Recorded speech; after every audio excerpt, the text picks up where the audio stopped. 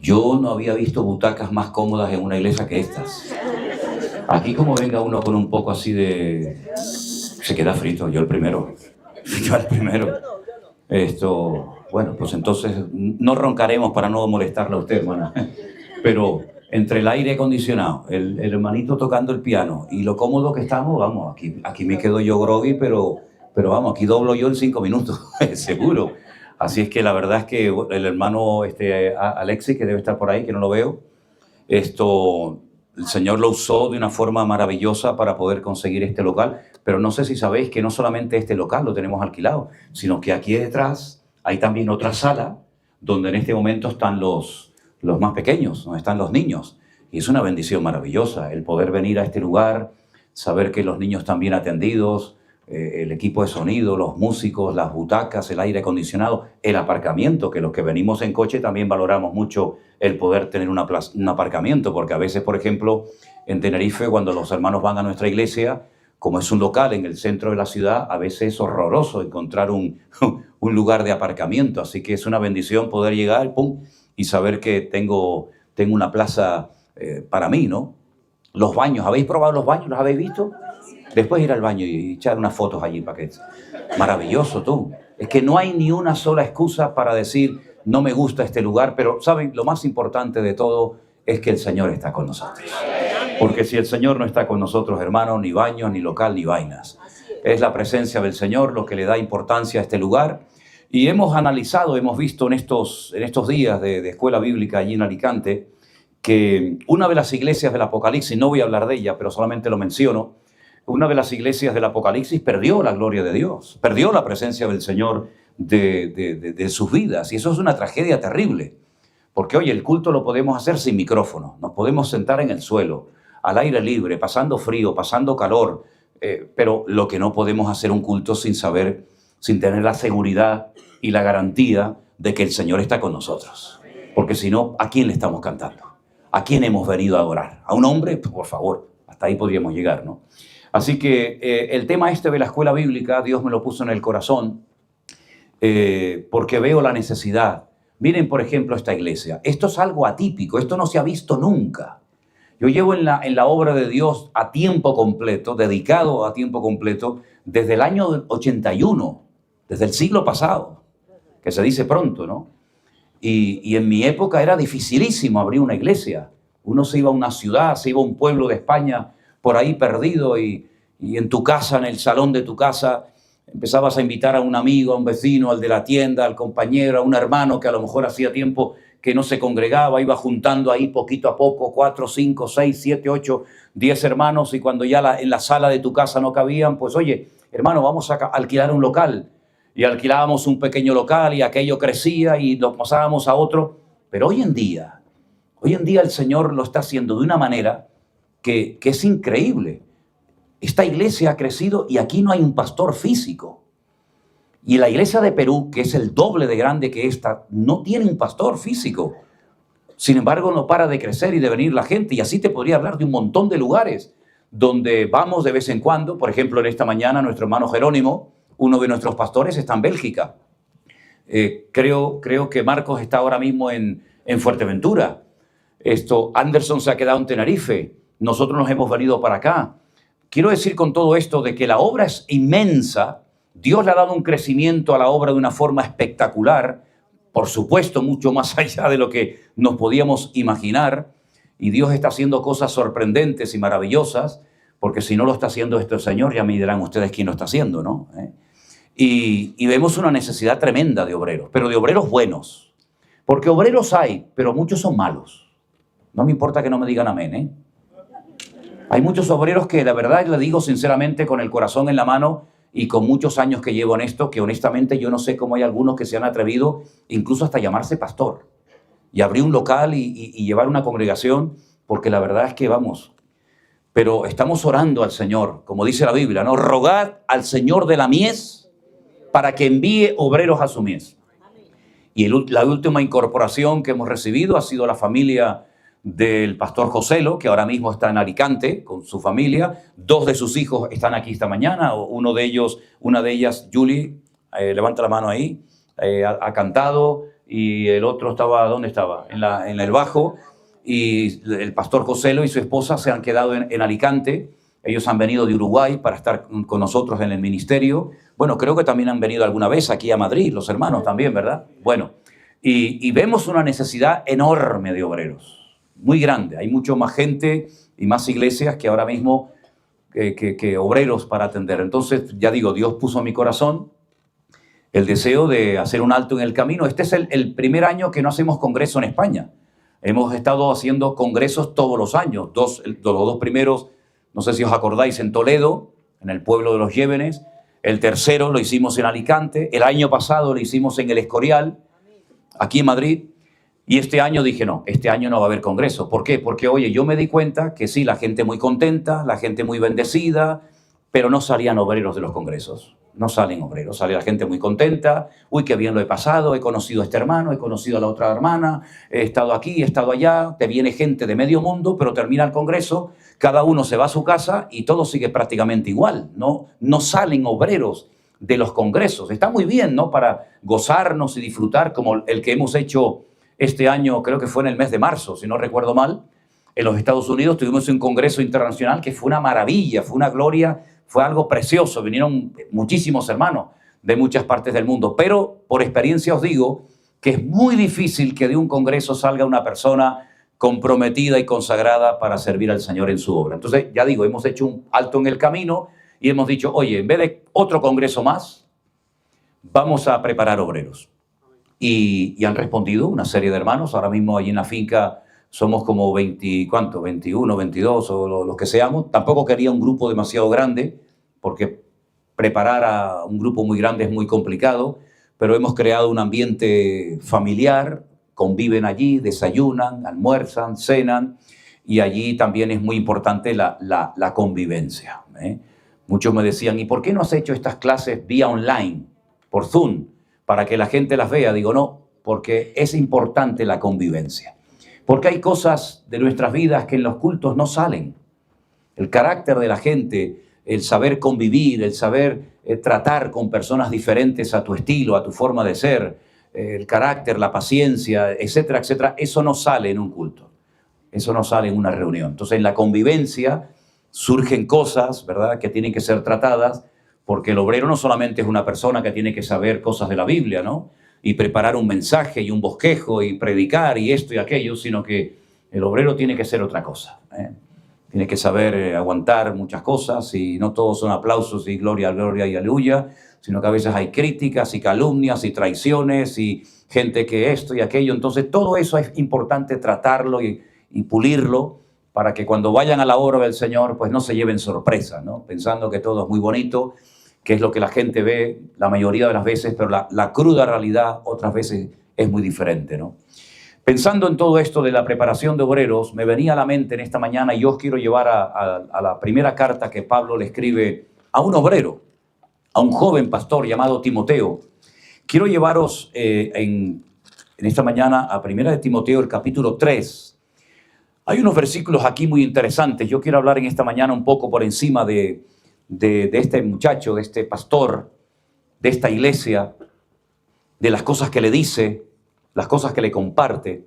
Pero vamos a arrancar con el versículo 14. No sé si habéis traído la Biblia o la soléis poner aquí en la pantalla, ¿eh? Primera de Timoteo, capítulo 3, versículo 14. Dice la palabra del Señor. Bueno, el que no ve, ¿veis bien la letra? Los que están arriba, ¿la veis? ¿Sí? Bueno, si no la veis, perro y bastón seguro. Olvidaros de gafas, el perrito y el bastón, porque si no veis esto, hermano, en fin. Eso es. Esto te escribo, aunque tengo la esperanza de ir a verte, para que si tardo, escucha bien esto, sepas cómo debes conducirte, comportarte en la casa de Dios, que es la iglesia del Dios viviente, columna y baluarte de la verdad. Para que sepas cómo comportarte en la iglesia. Y esta es una carta que se le escribe un pastor a otro pastor. Y este pastor anciano, maduro, con experiencia en la obra de Dios, con las espaldas curtidas de latigazos y con muchas cosas que contar, le dice a otro joven pastor que recién comienza a servir al Señor en el ministerio, concretamente en la iglesia de Éfeso: yo te voy a escribir un par de cartas, que las tenemos en nuestras Biblias, gracias a Dios, para que sepas cómo te tienes que comportar en la iglesia. Tal vez tú te sabes comportar en tu puesto de trabajo y cumples, eres puntual, haces lo que el jefe te dice, etc. Tal vez te sabes comportar en tu equipo de fútbol, o en tu barrio, o en tu familia, pero ¿y en la iglesia? ¿Dónde aprendemos a comportarnos bíblicamente en la iglesia? Para eso le escribe el apóstol Pablo estas dos cartas al joven pastor Timoteo. Pablo fundó la iglesia. Pablo llegó a esta ciudad, no había una congregación, pero conoció a un pequeño grupo de 12 hombres que les hace una pregunta muy interesante, y la pregunta es: ¿vosotros cuándo recibisteis el Espíritu Santo? Y la respuesta es tremendamente sorprendente. Le dijeron: nosotros nunca hemos oído hablar del Espíritu Santo. ¿Tú has conocido a un cristiano que te diga: yo no sé lo que es el Espíritu Santo? Yo no he conocido nunca a ninguno. Podrá creer más o menos, pero todo cristiano ha oído algo, ¿no?, sobre el Espíritu Santo, pero estos dicen que no. Entonces Pablo les hace otra pregunta, y dice: una pregunta, ¿vosotros en qué fuisteis bautizados? Y le dice: nosotros fuimos bautizados por Juan el Bautista. Bueno, pero que Juan el Bautista había muerto hacía 25 años. Entonces Pablo, como no los vio muy centrados y muy bien firmes en la palabra, le dice: mira, vamos a hacer una cosa. Vamos a empezar de cero a trabajar con vosotros. Dice que los volvió a bautizar. Yo a veces lo he hecho también con algunos que la primera vez se mojó.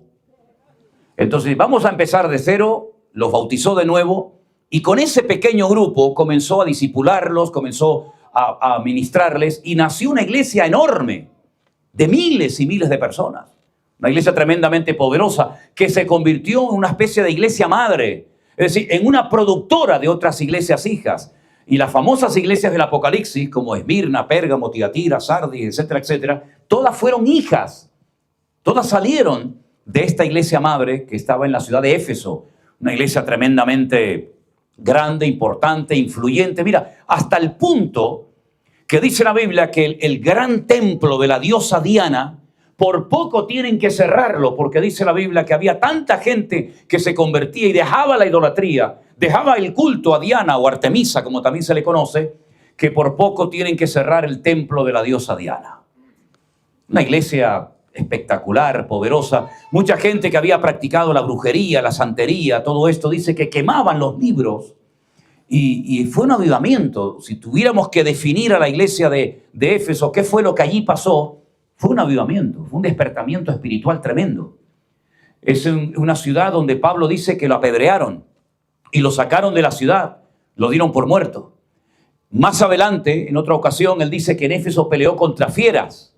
Puede ser que a lo mejor lo lanzaran a la arena de algún circo romano de la época y tuviera que jugarse la vida peleando entre fieras.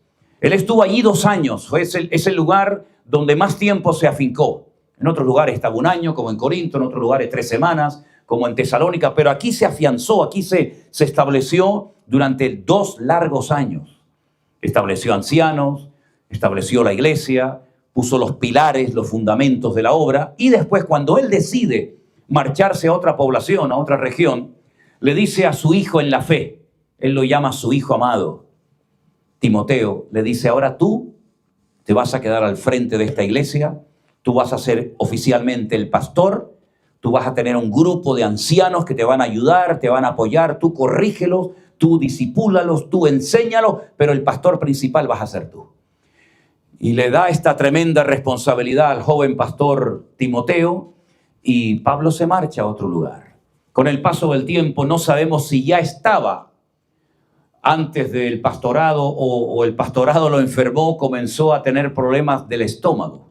Yo le decía a los hermanos que el primer problema que yo tuve físicamente hablando en el ministerio fue precisamente del estómago, porque me tomaba muy en serio las cargas, las cosas de la iglesia, y entonces yo con 19 años, que probablemente fui en aquel momento el pastor más joven de España, atendiendo 2 iglesias y una que recién comenzaba, se me puso el estómago como una pelota.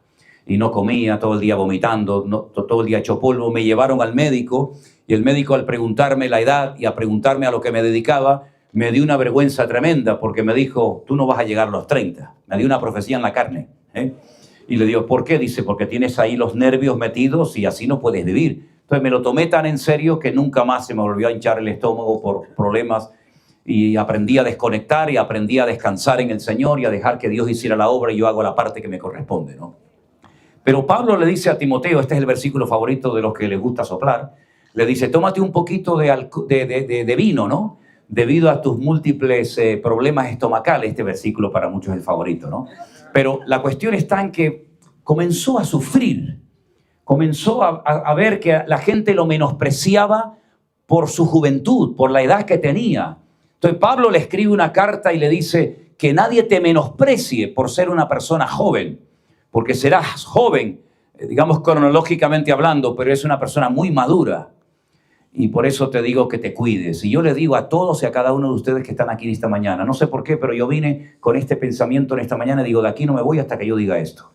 Cuide su salud, cuide su cuerpo, que al mismo tiempo es el templo del Espíritu Santo de Dios. Gente enferma, gente agotada, gente débil, no puede funcionar en el reino de Dios. Yo le he dicho a los obreros y a los pastores, si algún día estás agotado, si algún día estás cansado, coges, te vas con tu mujer, con tu familia, una semana, 15 días o lo que haga falta, a descansar, a oxigenarte, a recuperarte, a renovarte, porque una persona débil, enferma, agotada, no rinde, no funciona. Y para estar aquí, amigo, hay que tener la cabeza bien amueblada y estar bien de salud.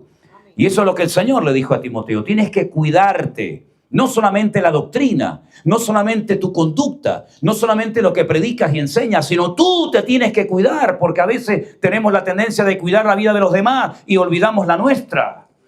Y tú no tienes que cuidar la vida física de los demás, tienes que cuidarte tú. Y estando tú bien vas a poder ministrar y ayudar a otras personas. ¿Cuántos pueden decir amén, por favor? Así es, mi querido hermano. Duerma, descanse bien. Si tiene que perder peso porque... En fin, porque ya la vida te ha bendecido mucho, pues pierde un poquito, no pasa nada, le vas a hacer un favor a tus rodillas, a tus huesos. Y si estás flaco como un palo, come un poquito, hijo, y engorda un poco, ¿vale? Pero descansa, come bien, vete un día a disfrutar de la vida. Bueno, aquí les iba a decir ir a la playa, pero aquí difícilmente lo tenéis, ¿no? En Madrid, ¿no? Pero iros a Tenerife, iros a Canarias, iros a Alicante a disfrutar un poco de la vida. Porque hay personas que se han enfermado sirviendo a Dios. ¿Conoce usted a alguien así? Hermano, ¿por qué te pasa? Es que estoy agotado. Es que el lunes tengo ensayo de coro. El martes tengo la oración. El miércoles tenemos el ayuno. El jueves, como no ayuné mucho, ayuno otra vez. Y el viernes, pero hija, ¿pero tú cuándo vives? Eso es un ratón de librería, todo el día metido. Disfruten de la vida con sus hijos, con su esposa, con su marido. No permita que la iglesia le secuestre a la mujer. Amén, hermano. Hay mujeres que se están todo el día metidas en la iglesia y se olvidan de que son mujeres casadas, que tienen que atender al marido, o viceversa. Entonces, aprender a vivir una vida equilibrada. Y cuando comenzó a sufrir críticas, que las vamos a sufrir todos, nos guste o no, y cuando comenzó a ser menospreciado por su juventud, Pablo no le dice, bueno, vente conmigo que allí te van a comer y al final te van a terminar despedazando. No, le dice, sufre penalidades como buen soldado de Jesucristo. Esfuérzate. En otras palabras, no seas un cobarde, no seas un gallina. Esto no es una cosa para tomárselo a la ligera. Tú tienes que orar, tienes que buscar cada día de Dios, tienes que tener raíces en la palabra de Dios, porque tú tienes que dar un ejemplo a la congregación, porque la congregación no es simplemente un grupito de hermanos que se reúnen para cantar 4 alabanzas y verse las caras, sino que la iglesia, dice aquí, es la columna. Y después dice también el baluarte, ahora hablaremos de eso, pero una columna es algo que sustenta, algo que le ponen encima. Y Dios ha puesto encima de nuestros hombros, de nuestras vidas, muchísima responsabilidad. Yo ayer paseé por este centro comercial. No vea la cantidad de mujeres con velo. Y no es simplemente una cuestión cultural. Es una invasión en toda regla. Y tarde o temprano, la presión sobre nosotros los cristianos va a ser brutal. En tu trabajo, en los colegios, en todas partes. Y nos vamos a sentir como bichos raros. Como diciendo, pero bueno, ¿yo dónde estoy? ¿En mi país o dónde estoy yo? ¿En Siria? ¿En Pakistán? ¿Dónde estamos nosotros? La presión espiritual que está experimentando España en la vida la habíamos vivido y visto en este país. La presión es brutal. Hay muchos hermanos que van a una escuela, muchos jovencitos que van a una escuela y son los únicos que pueden decir yo soy cristiano, todos los demás o no son nada o vete tú a saber lo que son. Entonces tenemos que darnos cuenta de que el peso de responsabilidad sobre nuestros hombros es brutal. ¿Quiénes van a dar la sana doctrina? ¿Quiénes van a enseñar los principios morales y espirituales que son la base y el fundamento del cristianismo? Si no lo hacemos nosotros, nadie lo va a hacer. Ni en las escuelas, ni en las universidades. Yo esta mañana me levanté y le dije a 5 personas buenos días y ninguna me contestó. Hoy me di cuenta de una cosa en Madrid. Soy invisible. Tengo la capacidad de ser invisible. Me monto en un ascensor y no me ven. Y les digo buenos días y no me oyen. Digo, ostras, este es un don que yo no sabía que tenía. Solamente una pareja de señores mayores me dijeron buenos días. Digo, ay, ya se me fue el poder de la invisibilidad. ¿Verdad? Pero cada vez estamos viendo que el creer en Dios, el buenos días, el buenas tardes, el Dios te bendiga, incluso cuántos cristianos vienen ya a la iglesia hasta sin Biblia. En mi época era impensable ir a un culto sin Biblia. Y algunos dicen, no, yo la traigo en el móvil, la traigo en el teléfono. Bueno, menos mal que la traen en el teléfono. Donde la tienes que traer es en la cabeza y en el corazón sobre todo, ¿no? Pero dice la Biblia que aparte de ser una columna, algo que tiene una responsabilidad en la sociedad, la iglesia es el baluarte, y el baluarte era una fortificación romana en forma de pentágono, como esto que tienen los Estados Unidos allí, el famoso Pentágono, donde los soldados se refugiaban, donde la gente se metía, cuando la ciudad era asediada, cuando había peligros externos, la gente ¿dónde iba? Al baluarte, porque en el baluarte había unas murallas enormes, había como una especie de torres, y allí el baluarte era donde la ciudad se protegía de los ataques del enemigo, quien quiera que fuera. Y hermanos queridos, la iglesia tiene que ser un lugar donde la gente encuentre paz y no guerra. La iglesia tiene que ser un refugio para el que está descarriado, para el que ha caído y ya no le van a dar otra oportunidad. Porque ustedes saben que hay congregaciones que como metas la pata, amigo, hasta aquí quedaste. Sin embargo, la iglesia tiene que ser un lugar donde la gente pueda venir a ser restaurada, como por ejemplo el hijo pródigo. La iglesia tiene que ser un lugar donde la gente pueda ser restaurada y sanada de sus emociones, de sus malos recuerdos, de sus malos pensamientos, y un lugar donde se respire la paz, la armonía y la presencia del Señor. ¿Cuántos dicen amén? Eso es lo que dice la Biblia, que la iglesia es la columna y el baluarte ¿de qué? De la verdad. ¿Y quién es la verdad? La verdad es Cristo. En la iglesia la palabra de Dios tiene que ser la base y Cristo tiene que ser el protagonista, el invitado de honor en todas y en cada una de las reuniones. Lamentablemente yo creo que hay algunos lugares donde ya el Señor no quiere estar, porque a lo mejor se sienten incómodos si el Señor entra y señala con el dedo ciertas y determinadas cosas, ¿verdad? Las cartas de Pablo a Timoteo son cartas tremendamente prácticas porque le enseñan no solamente a él como siervo de Dios, como predicador del Evangelio, sino le enseña a la iglesia cómo tenemos que comportarnos, cómo tenemos que reaccionar, cómo tenemos que vivir frente a la sociedad, frente a la ciudad, a las presiones sociales, políticas y espirituales en las cuales estamos. Hace años, yo no sé si ustedes se enteraron de esto, no salió, pero estuvieron a punto, hicieron una prueba. Querían obligarnos a los pastores evangélicos que el día anterior o durante esa semana lleváramos al gobierno civil el sermón que íbamos a predicar el domingo en la iglesia.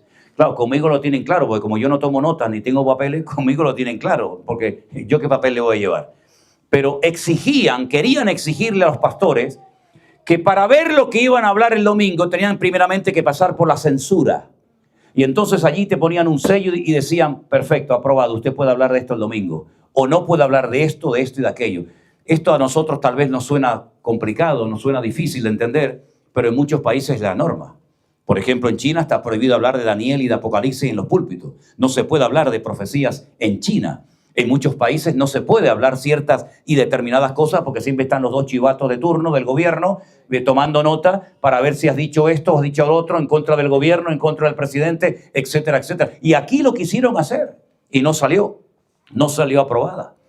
Pero nos observa la gente con lupa, hermanos. La gente sabe que tú eres un creyente, ¿sí o no?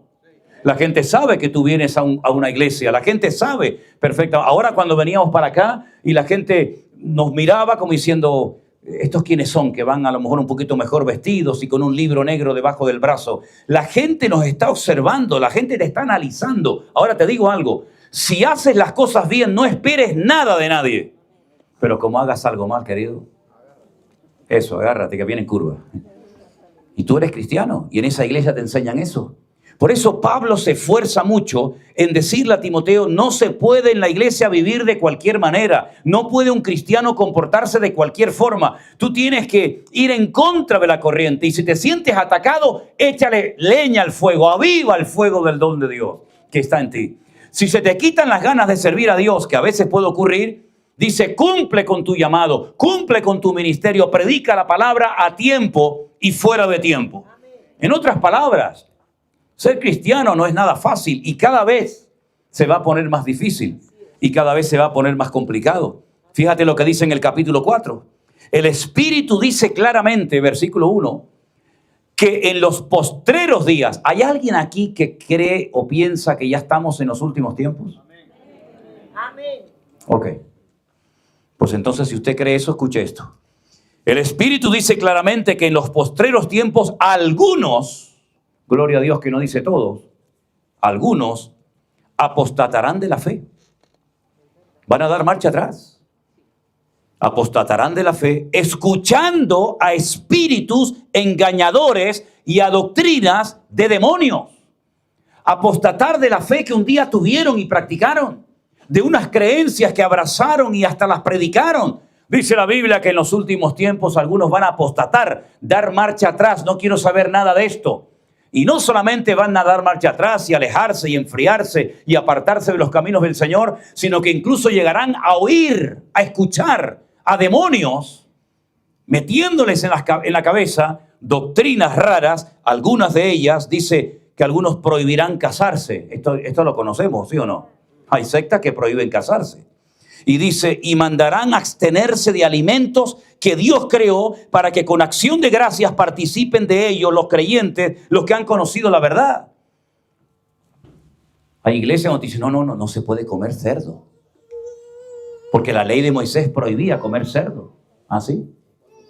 ¿Y tú que eres judío? ¿Tú estás bajo la ley de Moisés? Aclárate, ¿entras o sales? ¿Estás en la gracia o estás en la ley? No, la ley hay que cumplirla, no me digas. Sí, pues intenta cumplirla. Los 613 mandamientos de la Biblia, cuando hay 400 y pico que no se pueden cumplir, porque no se pueden cumplir, porque no se dan las características o las condiciones actuales para poder cumplirlas. Pero aún así hay cristianos evangélicos que se empeñan en vivir bajo las exigencias de la ley, cuando en el primer concilio de Jerusalén, Hechos capítulo 15, la Biblia dice que se reunieron los apóstoles, los siervos de Dios de la época, y dijeron, ¿por qué queréis algunos de vosotros? ¿Por qué queréis imponerle a los nuevos convertidos costumbres y leyes y prácticas y mandamientos que ni nosotros ni nuestros padres jamás pudimos cumplir?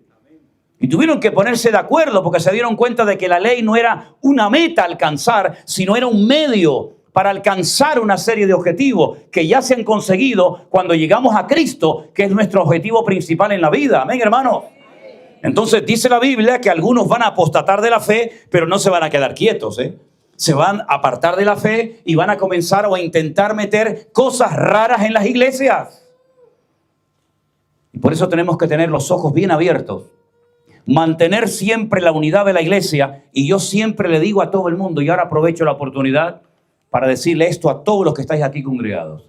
Si ustedes que no son de esta congregación, que han venido hoy tal vez de visita, de otra iglesia o de otra denominación, si el Señor, no nosotros, si el Señor te pone en el corazón, que bueno, que por el motivo que sea, nos sentaremos y hablaremos. Este es tu lugar, te lo voy a decir bien claro para que no te lleves ninguna desilusión. Nosotros no nos vamos a adaptar a los que vengan. Los que vengan tendrán que adaptarse a la iglesia. Y si no le gusta, que Dios te bendiga. Creo que aquí en este centro comercial me parece que hay 1 o 2 iglesias más. Vete picoteando por todas a ver cuál te gusta más. Pero no nos vamos a adaptar a cada uno que venga. Es que en mi país no se tomaba vino. Pues vete a tu país. Aquí en España los cristianos tomamos cuando se puede y cuando no se puede, pues no. Tomamos vino y no es ningún pecado mortal. Es que no se puede ir a la playa porque en mi país me dijeron que la playa es pecado. Sí, pues dímelo a mí que soy canario y vivo rodeado de agua. A ver a dónde voy yo un fin de semana. Ya me dirás tú. Es que en mi país me dijeron que las mujeres tienen que llevar pantalón largo y tienen que dejarse los pelos así como escarpia para ser santas y para entrar al culto. Es que en mi país las mujeres no se pueden maquillar ni poner pendientes y tienen que llevar el pelo hasta la rodilla. No sé, a mí me parece muy bien lo que se dice en su país. Pero es que aquí ni estamos ni en su país y esta es otra congregación y el que viene, repito, se adapta y si no le gusta, que Dios le bendiga, no pasa nada. Por lo tanto, mis queridos hermanos, tenemos que partir de la base de que probablemente nunca estemos de acuerdo en todo. Pero cuando yo voy a una congregación, es una de las enseñanzas fundamentales, principales, que yo estoy enseñando en la escuela bíblica. Si algún día, hermanos, chicos, si algún día os invitan a predicar a una iglesia, informaros previamente qué se cree, qué se practica, qué no se cree en esa iglesia. Porque cuando vayáis, os tenéis que adaptar vosotros a la iglesia que os ha invitado y no pretender que la iglesia sea como tú y que practique todo lo que tú practicas y que alabe al Señor como tú lo haces. ¿Por qué? Porque la capacidad de adaptación tiene que ser una característica de un cristiano maduro en el Señor Jesucristo. Y si a usted le sorprende ciertas y determinadas cosas, pues a lo mejor ha llegado el momento en el que tiene que cambiar. Oye, yo fui una vez a una iglesia y había allí, no sé, 150 o 200 personas. Y cuando llegó el día de la Santa Cena, había una copa para toda la iglesia. Échale tela, ¿eh? Una copa para toda la iglesia. Y tú dices, ay, qué asco. Ya, pero es lo que hay. Yo me tomé la copa entera porque pensaba que era una copa para cada uno. ¿Sabes? Metí la pata hasta la oreja. Estaba ahí sentado. Me llega el ujier, me da la copa y yo hago así, rácata. Madre mía, cómo estaba aquel vino, tú. Pero claro, mi mujer me hace así, pum, me mete un codazo, que aún me duele aquí. Y le digo, ¿qué ha pasado? Dice, es que la copa era, haces así un sorbito, él viene, te la limpia con la servilleta y se la das a esta y digo, ala, yo me bebí toda la copa, tú. Es que a mí eso no me gusta. Pues váyase a otra iglesia, donde están las típicas copitas. Yo me crié en una denominación donde si tomabas un vasito de vino te ibas al infierno de cabeza y de ahí no te sacaba, vamos, ni el apóstol Pablo. Y sin embargo vas a otras congregaciones y la copa es vino, vino, sí, y el pan como sea, ¿no? En otras palabras, lo que le está diciendo el Señor a Timoteo a través de Pablo es que tienes que poner doctrina, tienes que poner enseñanza y tienes que partir de la base, como le dijo Pablo el último día que se despidió de la iglesia. Yo sé que cuando yo me vaya de aquí, lo dijo Pablo a la membresía, a los ancianos, a los líderes de la iglesia. Yo sé que el día de que yo salga de aquí, lobos rapaces de entre vosotros se levantarán y no perdonarán al rebaño. Por eso, qué importante es que estemos unidos. Amén, hermanos. Amén. Qué importante que estemos unidos. Y le vuelvo a repetir, si usted viene de otra congregación, nosotros no somos una iglesia perfecta, no somos pastores perfectos, ni muchísimo menos. Intentamos hacer las cosas lo mejor posible. Pero si hay alguna persona que en un momento determinado viene y dice, ay, es que a mí no me gustó tal cosa, Dios te bendiga, hermano. Ore al Señor para que el Señor le ponga a usted en el lugar indicado. Si no es aquí, será allá, y si no, más allá. Y eso es todo lo que el Señor le está hablando a través de Pablo a Timoteo, que tienes que cumplir con tu llamado a pesar de la oposición que vas a estar recibiendo. Y lo anima, le da palabra, le da consejo, le dice, mira, si vas a nombrar diáconos en la iglesia, que son fundamentalmente los servidores, tienen que cumplir estos requisitos. Tú no puedes poner a cualquiera a hacer cualquier cosa en la iglesia, que esto no es una fábrica de chocolate, esto es la casa de Dios, columna y baluarte de la verdad. Y los diáconos tienen que ser así, así, así, así. Y no te digo más, si alguien quiere servir al Señor en el ministerio, como obrero, como predicador o como sea, los requisitos son aún más altos. Solamente os recuerdo que el día que la iglesia primitiva se dio cuenta de que había problemas de murmuración en la iglesia a la hora de la comida, los discípulos dijeron, no, nosotros no vamos a dejar el ministerio para estar ahora sirviendo las mesas, porque esta que es judía dice que le han puesto más y la otra dice que le han puesto menos, vamos a nombrar diáconos. ¿Se acuerdan ustedes del pasaje? Dice la palabra de Dios que nombraron a 7 diáconos y los 3 requisitos que había en ese momento, todavía Pablo no se había convertido, los 3 requisitos eran un hombre de fe, un hombre de sabiduría y un hombre lleno de buen testimonio. 3 requisitos fundamentales. Luego el Señor amplía los requisitos a través de la pluma de Pablo, a través de Timoteo, a través de Tito. Y está diciendo, hermanos, en la iglesia tenemos que tomarnos las cosas muy, muy en serio. Y, por ejemplo, las personas que están en la puerta, los sugieres, como se les llama, ¿no? Los que le dan la bienvenida a la gente. Esa es la primera imagen que una persona se lleva a la iglesia. Y ustedes saben que hay una ley que dice que nunca tendrás una segunda oportunidad para dar una primera impresión, una primera imagen, ¿no? Entonces, imagínense que el que está en la puerta le apesta la boca. ¿Qué va a pensar de la iglesia? Que aquí son todos unos guarrindongos. Imagínense que huele a sudor. Bueno, diplomáticamente regálele un desodorante, una colonia al hermano o a la hermana, ¿no? Imagínense la imagen que se lleva. Imagínense que la persona está toda despeinada. Imagínense que la persona le da una mala impresión a la persona que hace un esfuerzo por venir a un sitio como este, de otra religión. ¿Sabe Dios dónde me voy a meter? Por eso todo lo que usted logre hacer en la iglesia, sea educar a los hijos o a los niños, menuda responsabilidad. Tocar en la alabanza, en el sonido, lo sugiere, el orden, etcétera. Todo tenemos que hacerlo, como dice la palabra, decentemente y con orden. Y no usar a la gente para que se animen o simplemente para que, bueno, a ver si se anima y se involucran. No, no, no. Usamos a la gente fiel. Usamos a la gente que ama al Señor, que ha demostrado crecimiento y que ha dado fruto, dice la palabra de Dios. ¿Conocen ustedes la expresión cuando la gente quería bautizarse en la época de Juan el Bautista? Se había convertido en una moda. ¿Qué decía Juan el Bautista? Haced frutos dignos de arrepentimiento. Primeramente, demostrad que habéis cambiado. Y cuando habéis demostrado que habéis cambiado y habéis dado fruto, entonces nos sentamos y hablamos. Hermanos queridos, el nivel de madurez y de espiritualidad en la iglesia tiene que ser elevado por nosotros mismos y ser los más exigentes del mundo, los más puntuales. Usted no puede acostumbrarse a llegar tarde a un culto. ¿Usted va a llegar mañana tarde a su trabajo? ¿El jefe no le va a decir nada? Usted tiene que estar a las 7 de la mañana o a las 8 de la mañana en el trabajo y usted va a llegar tarde un día, el jefe le va a decir, oye, que no pasa. Y otro día, porque hay gente que pasan años y siempre llegan tarde a la iglesia. ¿Por qué no lo haces mañana cuando vas a trabajar? Ah, porque te echan del trabajo, ¿verdad? Porque te interesa el dinerito. Pues cuando nosotros nos levantamos por la mañana, tenemos que decir, Señor, yo voy a tu encuentro, yo voy a un lugar donde hay otros hermanos que han hecho un esfuerzo tremendo, que han venido en autobús, en metro, caminando, como sea, y yo quiero llegar el primero para saludar a mis hermanos. Y cuando termine el culto hay hermanos que tienen la costumbre de salir corriendo, yo los llamo los hermanos bomberos. Siempre salen corriendo, no tienen tiempo para nada. Hermano, párese, salude a la gente, sobre todo a la gente nueva. Preséntese, dele la bienvenida. ¿Cómo te llamas? ¿Cómo estás? Oye, si puedo servirte. ¿Dónde vas? Pues voy a tal sitio. Ah, pues yo también voy. Vente conmigo en el coche que te llevo. El amor hay que demostrarlo. ¿Cuántos dicen amén? De nada sirve que cantemos muy lindo. Eso no cuesta nada, hermano. Nosotros nos ponemos aquí, cantamos 8 horas. Y no nos cuesta, al contrario, nos gusta. Lo que el Señor está pidiendo de todos y de cada uno de nosotros es un esfuerzo. Y que la iglesia realmente ya de una vez por todas demuestre al mundo y a la sociedad donde vive que realmente amamos al Señor. Y el que ama al Señor es una persona esforzada, es una persona comprometida, es una persona puntual, es una persona que se toma en serio las cosas del Señor.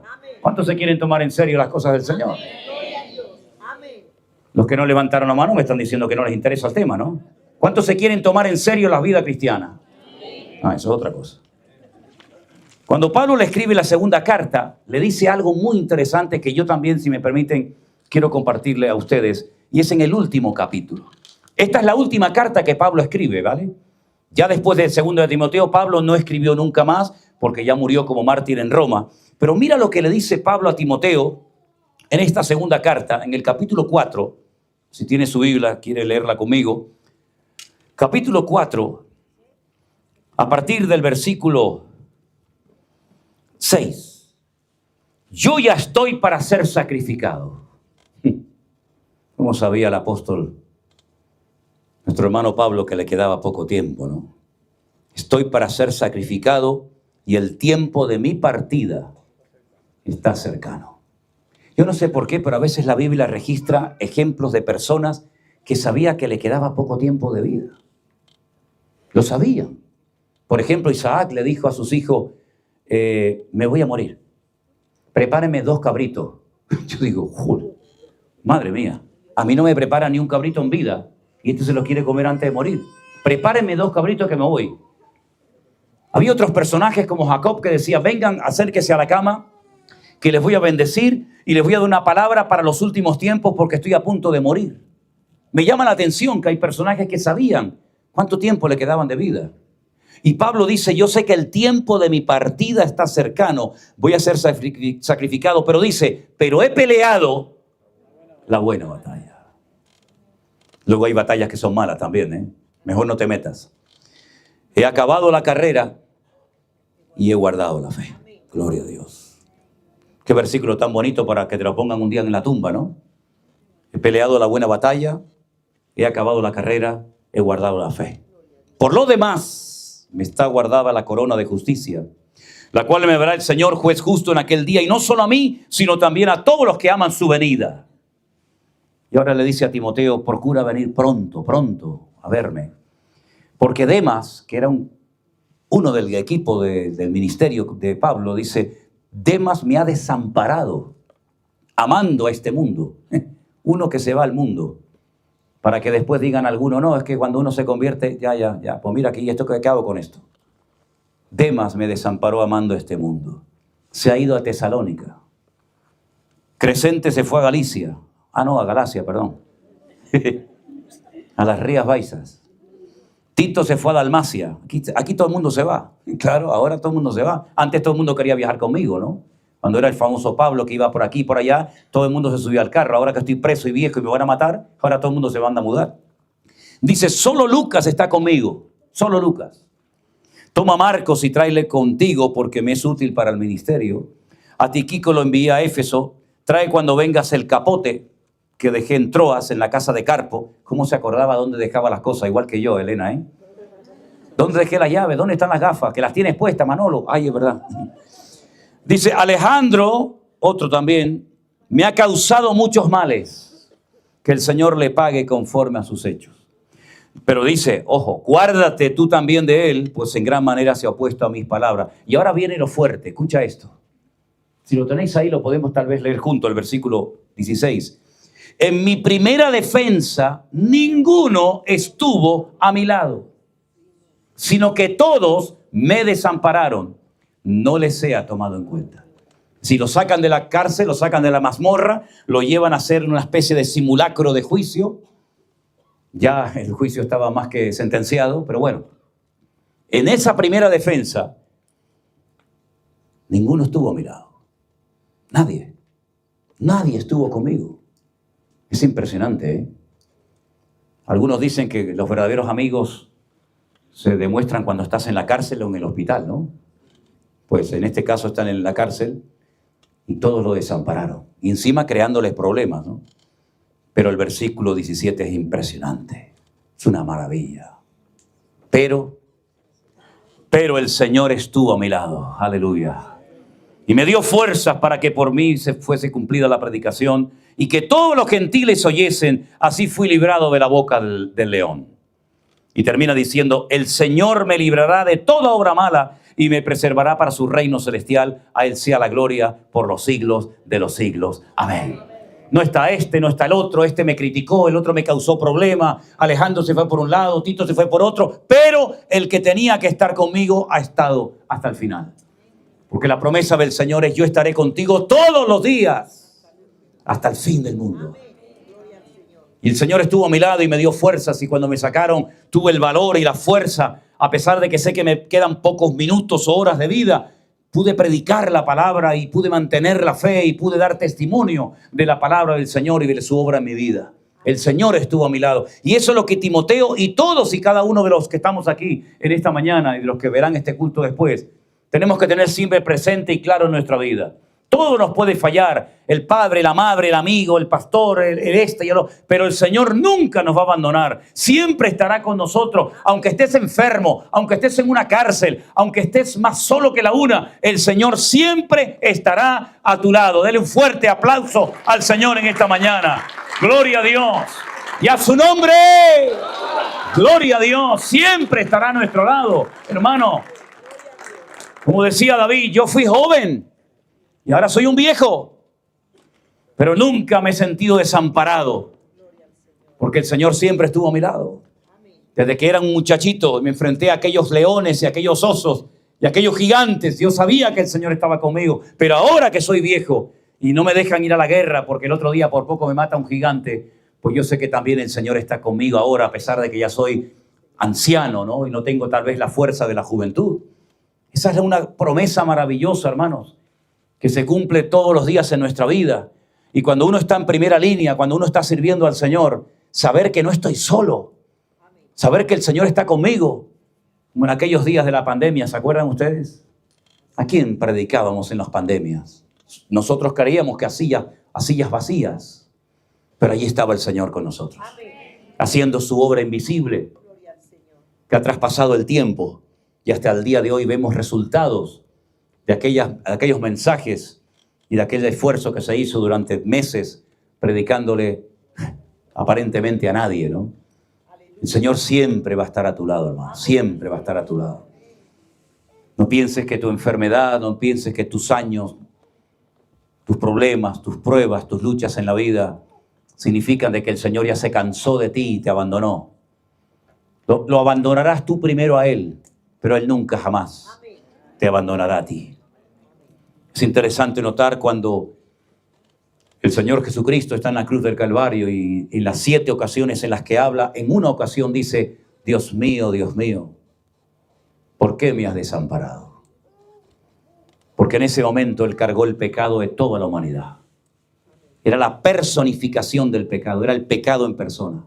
Así como fue el amor, la misericordia, la justicia en persona, en ese momento se vistió de pecado. Desde los pies hasta la cabeza era el pecado personificado. Desde el primer pecado de la historia de la humanidad, cuando Adán y Eva desobedecen a Dios y le creen las mentiras al diablo, desde ese pecado hasta el último que se cometerá en el planeta Tierra, yo me lo voy a echar todo encima de mis hombros. Y Él se convirtió voluntariamente en el blanco de la ira del Padre. El pecado había que castigarlo porque la paga del pecado es la muerte. Y si tú has decidido cargar con el pecado, las mentiras, los robos, los adulterios, los asesinatos, las violaciones, si tú has decidido cargarte en tu carne los pecados de todos los que ya habían muerto y de todos los que aún no habían nacido y de todos los que estaban vivos en aquel momento, si tú has decidido eso, yo tengo que castigarte y abandonarte. Y por eso Él tiene que morir en la cruz. Y cuando Él ve que el Padre se ensaña contra Él con toda su ira, con toda su justicia, es cuando Él se da cuenta de que el pecado es lo que nos aleja y nos aparta de nuestro Dios Santo. Y eso es lo único que nos puede separar de Dios. No la edad, no el cansancio, no una depresión, no una prueba. No, eso no nos separa de Dios, al contrario. Diga al débil, fuerte soy. Lo habéis cantado en esta mañana, ¿no? Pasa de mí esta copa. El Señor siempre va a estar a nuestro lado, pero cuando tú cometes pecado, tú te desconectas de la gracia y de la santidad de Dios, eres vulnerable. Pero si tú estás en Cristo, ninguna condenación hay para los que están en Cristo Jesús. Los que ya no andan conforme a la carne, sino ahora andan de una forma diferente. Piensan de una forma distinta. Y no tienen por qué sentirse condenados por un pecado que cometí o por algo que hice hace 20 años, de lo cual me arrepentí, porque el Señor perdona y olvida, mis queridos hermanos. Tal vez la gente no olvida lo que hiciste y te lo echarán en cara. Y el diablo sacará la fotocopia de tus pecados, pero dice que el acta de los decretos que nos era contraria la clavó en la cruz, perdonando todos y cada uno de nuestros pecados. Y toda esa enseñanza, todo este evangelio, toda esta sana doctrina como la conocemos, es lo que Pablo dice, tú predica esto y si alguien no lo acepta, pues repréndele o haz lo que quiera, pero no te aparte de la enseñanza que yo te di, porque esta es la enseñanza que trae vida eterna, esperanza y salvación a las vidas. Por eso en esta mañana yo te digo a ti, mi querido hermano, si tú no estás bien delante de Dios, ¿a qué esperas? ¿A qué esperas? ¿Esto qué va a ser? ¿Otro cultito más? ¿Otra predicación más? Ahora que viene Manolo, mañana viene Juanito, mañana viene Antoñito. ¿O esto va a ser un día en el que diga, Señor, perdóname, hasta aquí he llegado con este tema y hoy aquí dejo en tu altar, dejo ante tus pies mi pecado, mi desobediencia, mi desorden? Para eso el Señor te trajo en esta mañana. Y si alguien dice, bueno, es que yo estoy tan limpio y tan santo y tan puro, pues ya se puede ir a la gloria, porque aquí los que estamos aquí somos pecadores y necesitamos de la gracia y de la misericordia de Dios cada día. Pero si hay alguien entre nosotros que nunca ha conocido a Dios, nunca ha conocido a Jesús como su Señor y Salvador personal, este es el momento y el lugar idóneo para que tú le pidas perdón a Dios por tus pecados. Nosotros no los podemos perdonar. Los hombres no pueden perdonar los pecados a otros hombres. Esa es la enseñanza de la Biblia. Pero el Señor sí puede hacerlo, mi hermano. Así que quiero que cerremos nuestros ojos en esta mañana y comiences a examinarte a ti mismo. Pregúntate, ¿cómo estás tú delante de Dios? Si verdaderamente andas en fe, en obediencia, en santidad, en orden, o tu vida es un caos, un desorden. En esta mañana tienes que hacerte estas preguntas y preguntarte si estás en la fe. Porque Pablo dijo, yo he guardado la fe. ¿Y tú la estás guardando? ¿Estás guardando la fe? ¿Estás alineado con Dios? ¿Qué batalla estás peleando?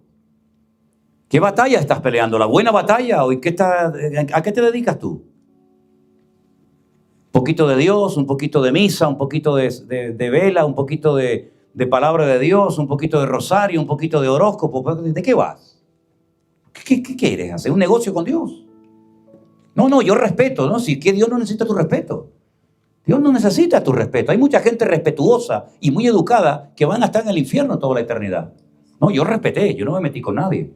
Ya, pero si tú no obedeces a Dios, tú te estás metiendo con Dios. Y eso es lo que tú tienes que preguntarte. Algunos dicen, no, es que yo soy católico. Tú no eres nada. Tú no eres nada. Católico. ¿Católico de qué eres tú católico? No, es que yo, antes de acostarme, hago un rezo, me persigno. Sí, mi padre era torero también y se persignaba antes de ir a matar un toro. Pero después su vida era un desastre, ¿verdad? ¿De qué sirven tantas cosas que hacemos que a veces ni sabes por qué las haces? ¿De dónde viene el persignarse? ¿Quién inventó eso? ¿Jesús se persignaba? ¿Pedro se persignaba cuando iba a predicar? ¿No? ¿Quién fue el primero que se persignó? ¿Y por qué lo hacía? Ni papa tienen algunos, no saben ni por qué lo hacen. ¿Y por qué la hostia es redonda y no cuadrada o triangular? Tantas cosas que la gente hace que dice, no, es que yo soy. Si no conoces ni lo tuyo, ni tu religión la conoces. Por eso cuando leemos la palabra de Dios, que es como un mapa, uno dice, Dios mío, pero es que yo era un ignorante. Yo he hecho cosas porque mi padre lo hizo, mi abuelo lo hizo, en mi país era una tradición, pero ¿y lo que estás haciendo agrada a Dios? Porque a veces somos como los loros que repetimos cosas pero no tenemos ni idea lo que estamos diciendo o lo que estamos peor practicando. Qué tremendo, ¿no? Yo recuerdo que yo me crié en una casa donde en la habitación de mi abuela había siempre un vaso de agua en la mesa de noche. Siempre había un vaso de agua con una rama de perejil dentro. Y había un muñequito así que le llaman el San Pancracio, que siempre estaba de cara a la pared. Siempre, el San Pancracio siempre estaba con las manitas así, mirando para la pared, castigado. Sí, pero ¿esto qué es? Nuestra familia, sí, mucho San Pancracio, mucha vela, pero luego mi madre tenía un Buda. Qué feo es el viejo ese, ¿eh? Viejo panzón, gordo, calvo, horrible. Y teníamos que tocarle la barriga para salir de casa. Agárrate esto, ¿eh? Ya le tocaste la barriga al Buda. Digo, no, tócale la barriga. Y hacías así. Y después le dio por los elefantes de la suerte. ¿Se acuerdan los elefantes de la suerte? Eran 5, 6, 7, 8 elefantes, yo qué sé. Mirando así para la calle para sacar los malos espíritus. Ah, y la ristra de ajos colgado detrás de la puerta. Cuidado, los ajos detrás de la puerta. Y en el coche del viejo, la herradura. Y en las llaves, la pata de conejo. Es decir, teníamos una parafernalia, que es el conejo, que si la herradura, que si los ajos. Entonces, pero ¿de qué os sirve todo eso? ¿De qué os sirve todo eso? Y el Señor Jesucristo, ¿dónde lo teníamos? En ninguna parte. Claro, es que yo no le tengo que rendir cuentas a una ristra de ajo, ni tengo que rendirle cuentas a un muñeco hecho por mis manos, pero cuando tú crees en el Dios vivo de la Biblia, amigo, Él te dice, no, las normas no las pones tú, las normas las pongo yo. Y a ese Dios tienes que obedecer y someterte. Por eso la vida cristiana no es una broma, es algo muy serio. Señor, te damos gracias en esta mañana por tu palabra. Tú preparaste a este siervo llamado Timoteo, dándole palabra, instrucciones, mandamientos, tantas cosas, para que supiera cómo comportarse en la casa de Dios, columna y baluarte de la verdad. Y hoy tú nos hablas a nuestras vidas también, mostrándonos cómo tenemos que vivir una vida en orden y en santidad. Si en esta tarde o en esta mañana hay alguna persona entre nosotros que quiere poner en orden su vida, que quiere dejar atrás el pecado, el desorden, y quieres ir en serio con el Señor y pedirle perdón a Dios por tus pecados, ponte de pie donde estás y díselo a Él con tus propias palabras. Señor, Dios te bendiga. Dios te bendiga. Dile con tus propias palabras: Señor, yo quiero ir en serio y pedirte perdón por mis pecados. ¿Hay alguien más? Dios le bendiga. Dios os bendiga. Amén.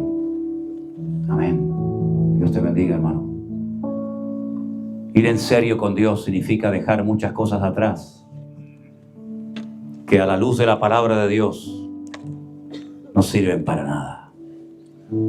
Quédate con tu patita de conejo y con tu herradura. Yo me quedo con el Cristo de la gloria. Quédate con tu ristra de ajo y con tu San Pancracio y con tus tradiciones. Que a mí el que me sanó y abrió mis pulmones y pude respirar perfectamente, y el que me sacó los 4 bichos que llevaba dentro de mi cuerpo, y el que cambió mi vida, no fue el Buda de mi madre, ni el Sagrado Corazón de mi tío, sino fue el Rey de Reyes y el Señor de los Señores, al cual le doy toda la alabanza, la gloria y la honra por los siglos de los siglos. Amén.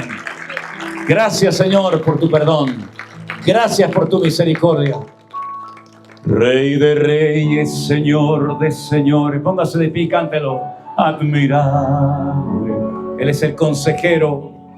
Consejero, Dios fuerte, Manuel. Dios con nosotros. Amén. Y el Cordero que fue inmolado, Él es digno de tomar el poder, las riquezas, la sabiduría,